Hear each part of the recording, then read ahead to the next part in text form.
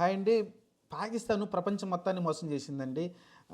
ఎంత సిల్లీగా చేసిందంటే అసలకి ఎవరు పట్టించుకోరు. ఎందుకంటే ఇది సోషల్ మీడియా యుగం తెలిసింది కదా!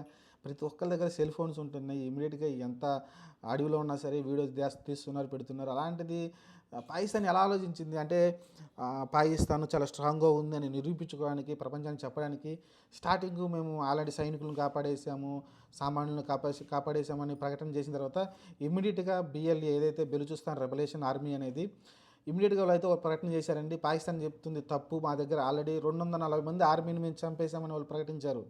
మీకు అర్థమవుతుంది. ఇంకా 100 మంది దగ్గర వాళ్ళ దగ్గరైతే ఇంకా బందీలుగా ఉన్నారని అయితే చెప్తున్నారు. వాళ్ళు డైరెక్ట్‌గా వీడియోనే రిలీజ్ చేశారు.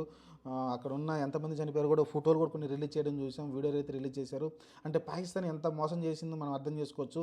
అలానే సామాన్య ప్రజల్ని పాకిస్తాన్ రెస్క్యూ ఆపరేషన్ ద్వారా కాపాడుకోలేదు. మేమే పంపించేసాం. సామాన్య ప్రజలు మేము ఇబ్బంది పెట్టేవాళ్ళం కాదు. అంటే వాళ్ళు ఏంటి సంకేతం?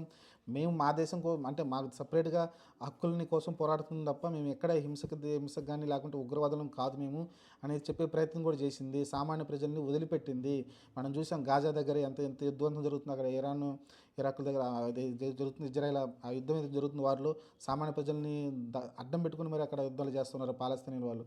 కాబట్టి ఇక్కడ మేము అలా చేయట్లేదని అయితే బెలూచిస్తాన్ రెబల్యూషన్ ఆర్మీ వాళ్ళు అయితే చెప్తా ఉన్నారు. అంటే వాళ్ళు ప్రపంచ మన్ననలు కూడా అంటే ప్రపంచం దృష్టిలో కొంచెం గుడ్ విల్ అయితే వచ్చేసింది వాళ్ళ BLA వాళ్ళకి. ఎందుకంటే సామాన్య ప్రజలను ఏం చేయలేదు వాళ్ళు. సామాన్య ప్రజలందరిని వదిలేశారు. వదిలేసిన తర్వాత ఏదైతే పాకిస్తాన్ ఈ చెత్త స్టేట్మెంట్ ఇచ్చిందో దాని తర్వాత వాళ్ళు కోపగించి ఇమీడియట్‌గా అయితే ఆర్మీని అయితే చంపేశారు. 240 మంది దాకా అయితే చంపేసి అక్కడ పడేశారంట.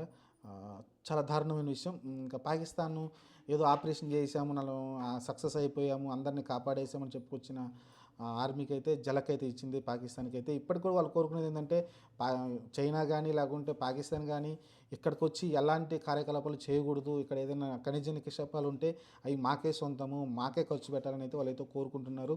అలానే వాళ్ళు సపరేట్‌గా దేశంగా కూడా కోరుకుంటున్నారు. వాళ్ళు చూడాలి ఏం జరగబోతుందో. ప్రస్తుతానికైతే బెలూచిస్తాన్‌లో ఉన్న దానికి ఇప్పుడు ఏదైతే బెలూచిస్తానో అక్కడ ట్రైన్ దగ్గర ఉన్నారో పోరాటం అయితే చేస్తున్నారు. అక్కడికే ISIS తెలిసిందే కదా! అదొక పెద్ద ఉగ్రవాద సంస్థ. వాళ్ళైతే రంగంలో దిగబోతున్నారో తెలుస్తుంది. పాకిస్తాన్ దిగబోతుందో తెలుస్తుంది. చూద్దాం. ప్రస్తుతానికైతే పాకిస్తాన్ ఏదైతే తప్పుడు సమాచారం ఇచ్చిందో అది బట్టబయలైపోయింది. ప్రపంచం ముందు ఏదైతే బెలూచిస్తాన్ సంబంధించిన ఆర్మీ ఏదైతే ఉందో వాళ్ళైతే ప్రపంచం ముందైతే దోషిగా కాదు, తప్పుడు వ్యక్తిగా అయితే పాకిస్తాన్ నిల్చోబెట్టగలిగింది బెలూచిస్తాన్.